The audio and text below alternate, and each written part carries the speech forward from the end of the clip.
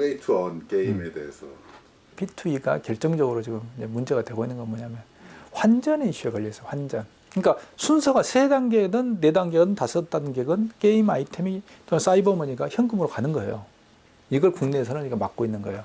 근데 그걸 왜 막았냐면요. 2008년 때 전 대한민국을 발칵 뒤집어 놓고 노무현 정부에 치명상을 가했던 바다 이야기. 그래서 그 결과 어떻게 됐냐면요. 아케이드 산업이 소멸했어요. 산업 하나가 사행성 이슈에 휘말려서 소멸한 거예요. 저는 그거 기억하고 있어요. 저는 P2E 게임에서 정말 두려워하고 우려하는 게 뭐냐면 청소년들이 돈 버는 게임이라고 몰려들어서 근데 일단 게임 회사가 그런 어떤 자제하고 자율적으로 규제할 수 있는 그런 역량이 있어야 되고 그런 의지가 있어야 되는데 지금까지 20년의 역사에서 그게 안 보였어요. 그래서 그게 가장 우려하는 거예요. 그리고 20년 전부터 제가 논문에 썼던 가상경제하고 가상화폐, 그다음에 이 시스템들을 아니 그러니까 지금 따지고 보면 어쨌든 카카오뱅크, K뱅크 개념인데 그런 개념의 게임 회사들은 전혀 그런 상상도 하지 못했어요. 근데 저는 그걸 아이템 베이와 아이템 매니아를 조사해 보면서 알았거든요. 왜냐하면 유저들이 아이템을 팔고 돈을 바로 인출해 가지 않아요. 풀을 해서 가지고 있어요.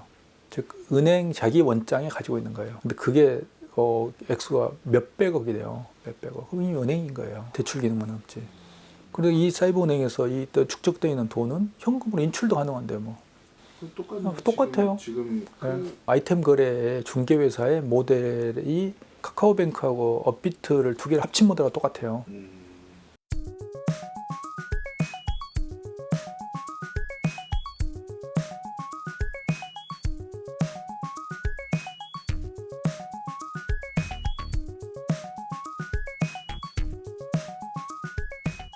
근데 그때 20년 동안 우리가 진화를 거쳐왔으면 정비가 되고 제도적으로 그리고 문제가 되는 부분들이 전부 밝혀졌고 그러는 거예요.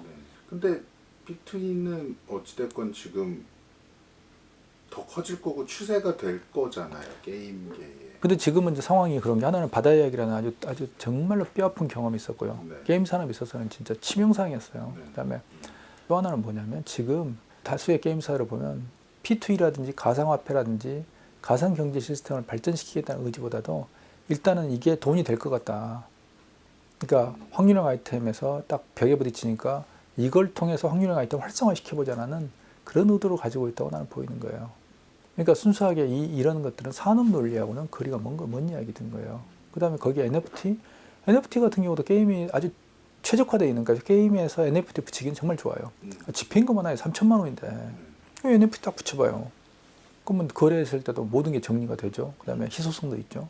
그럼에도 불구하고 NFT하고 코인하고 섞어가지고 P2E라는 코인 기반을 마치 P2E가 NFT 기반인 것처럼 위장을 하잖아요. 그래서 잘못된 거예요, 이것도. 제가 왜 이거 여쭤보냐면은 그 파이널 판타지 만든 스퀘어 에닉스. 네, 걔네도 올해 그거 한다 그러던데요. 그런 IP를 가지고 있는 회사들이 네. 제대로 아마 P2E라는 게임을 만들면 즉 플레이를 기반으로 해서 돈을 벌 수 있는 네. 그러니까 돈이란 건 결과물이라니까요. 네. 근데 네. 결과물로서의 그런 시스템을 넣기 시작하면 이건 정말로 강력해질 거예요. 근데 우리나라가 꼭 극단으로 간다니까요. 극단으로. 항상 설계한 대로 안 가잖아요. 바다 이야기의 취지도 좋았다니까요. 그래도 빨리 그러면은 극단으로 가지 않고 방법을 찾아야 되지 않을까요? 해외에서 하면 되잖아요. 한국이 정비할 때까지. 해외에서 먼저 하는 걸 지켜보면 되는 거예요. 문제가 발생하는지를.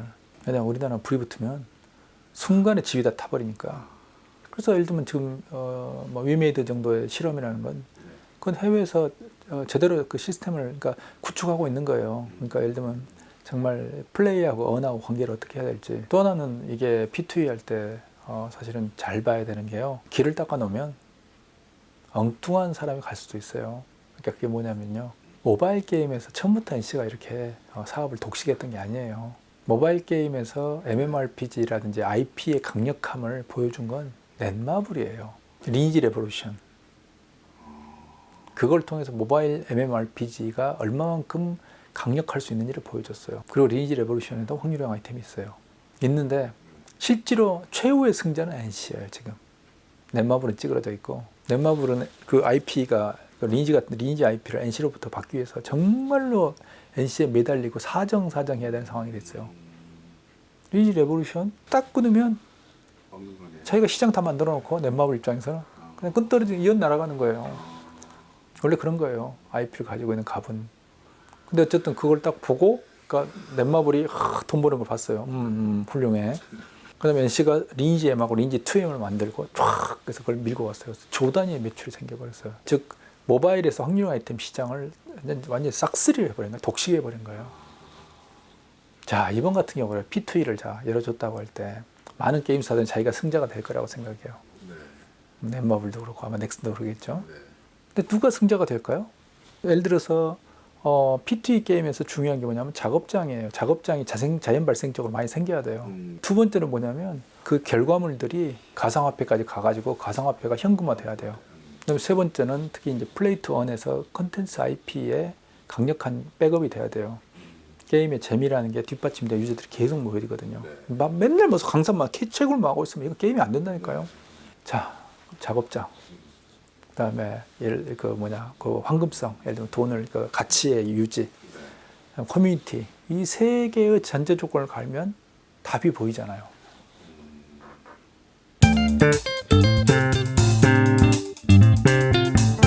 근데 NC가 그렇게 되면 또 불행해질 거예요. 왜? 신규 IP 안 만들 거거든요. NC는 있잖아요.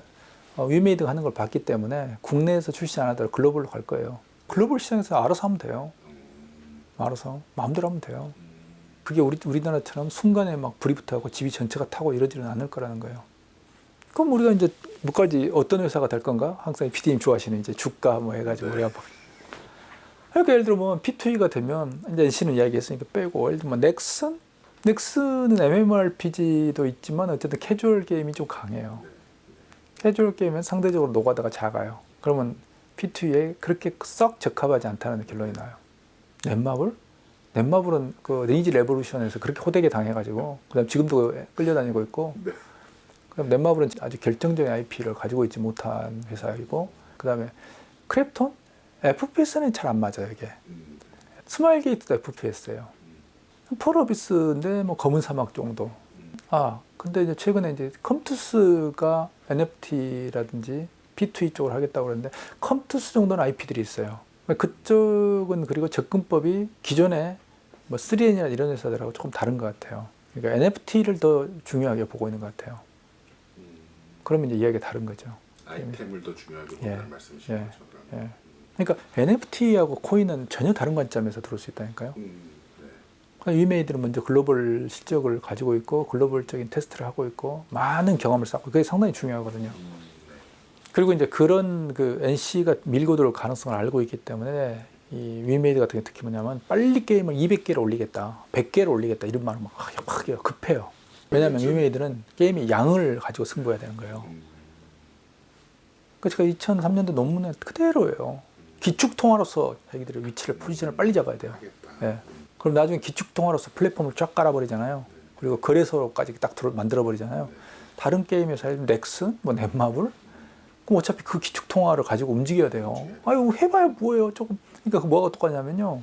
하이브에서 이 플랫폼을 만들었잖아요.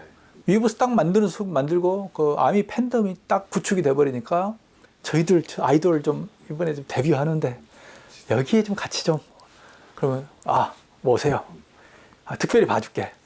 옛날에는 SM이 왕자였고요.